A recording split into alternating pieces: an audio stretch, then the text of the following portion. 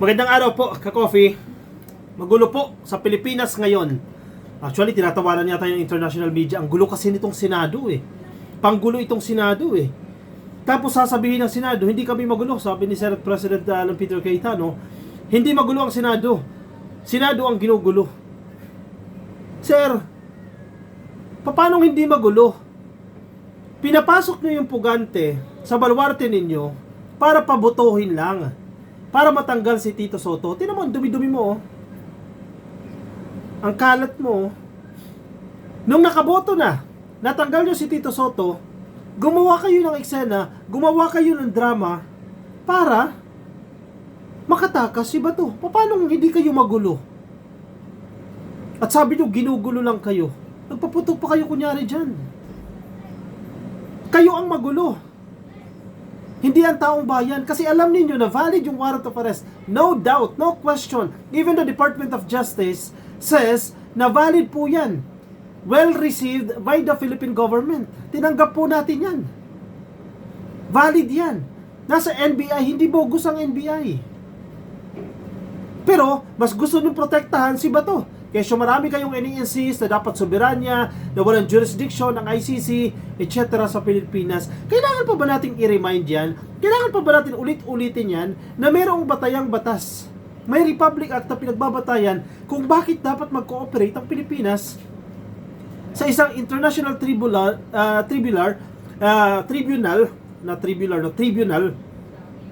sa international court kapag may isa silang hinahabol na sinampahan ng kaso at na-determine nila yung probable cause. In this case, ang ICC. Kahit hindi na tayo miyembro, pero nagganap po yung pagsasampa ng kaso dito kay Bato de la Rosa, miyembro pa po tayo ng International Criminal Court. Ayaw nyo i-acknowledge yan. Tapos ito ngayon. May headline ito. An hour ago lang, no? Subpoena ng Ombudsman, hindi tinanggap ng Senado. Bakit ayaw nyo ibigay yung mga CCTV footages? Kasi yun ang magpapatunay kung sino talaga yung nagsimula. Inamin na ng Chief Sergeant at Arms ninyo eh. Kayo yung nagsimula eh. Sa acting ninyo eh. Ngayon, bakit ayaw nyo ibigay yung CCTV footage? Sabi ni Aplaska, wala yun, walang kuha doon sa portion na yun. Imposibleng wala. Public place yun. Tapos ito ngayon, sinubpina na kayo. Yan yung proper form. Kung maghingi yung media, pwede kayo mag-beg off eh. Mag-decline kayo. Hindi yan pwede ibigay sa inyo. Pero ombudsman na po ang nanghihingi sa inyo ng kopya nito mga dokumento na ito. Ito mga footage na ito. Bakit ayaw niyo ibigay? Alan Peter Cayetano, ikaw ay Senate President, ikaw ay abogado. Alam mo yan. Bakit ayaw niyo ibigay sa ombudsman? They will conduct an investigation. Alam niyo kung bakit? Matutukoy doon na acting nyo lang yan. Pinauwi nyo yung ibang senador, yung minority senators, pinauwi ninyo. Para kayo lang maiwan dyan, nag-caucus kayo dyan, meeting kayo dyan, nagplano kayo dyan.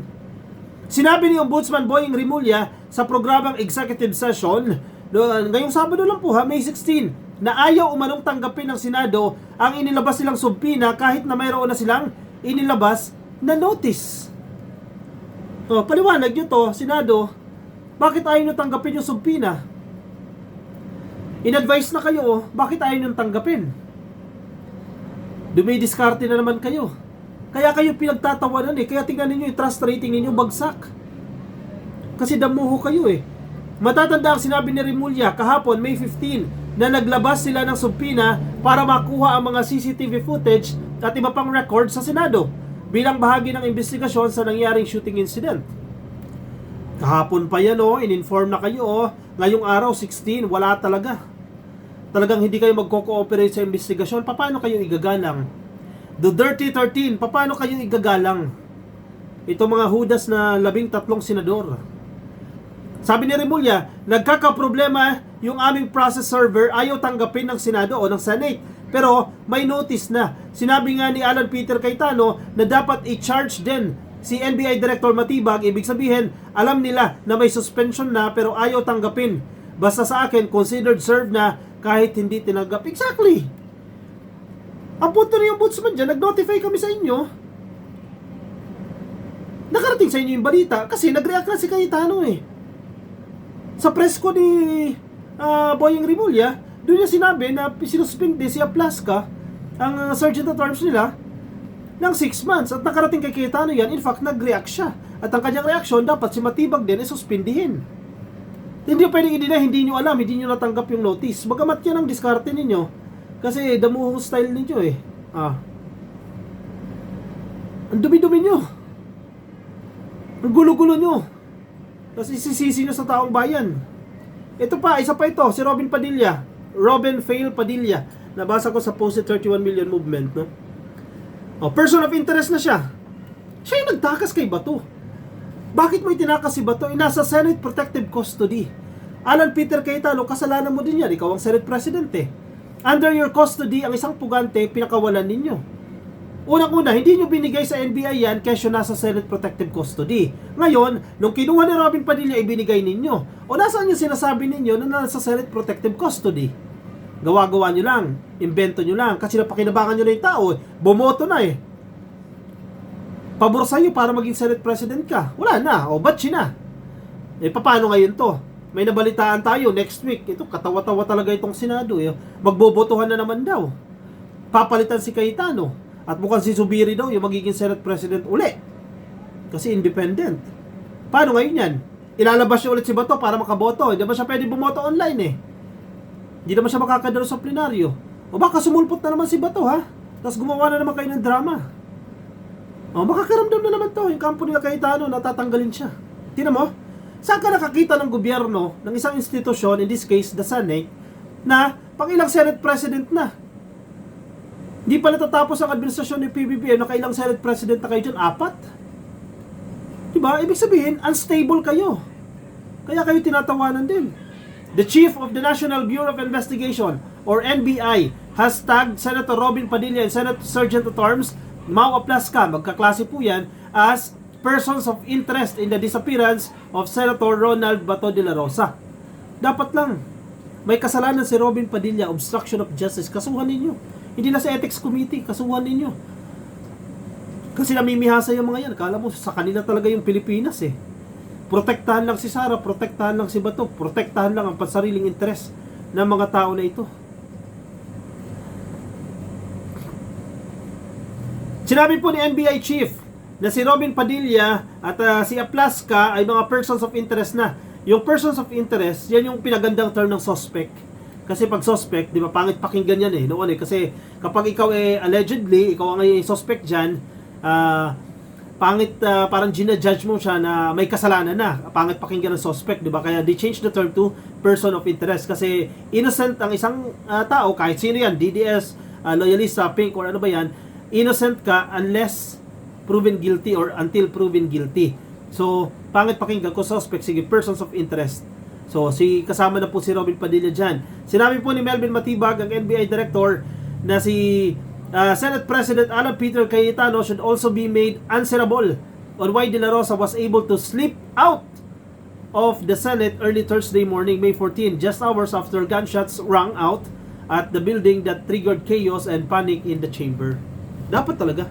Walang question dyan. Dapat managot si Alan Peter Cayetano dahil under his watch nangyari ito. Itong mga drama-drama na yan, kumusyon na yan, ginamit nila para makatakas si Bato de la Rosa. Tapos, puro sinungaling pa. Napakasinungaling. Sabi nila ng una nagpaalam daw si Bato, pupunta lang daw ng CR. Testimony na yan pupunta lang daw ng CR. Tapos, hindi naman pumunta ng CR. Pumunta pala doon sa sasakyan ni Robin Padilla. Tapos, sinasabi ng security nila, pinigilan daw po nila. Tinangka po nilang pigilan.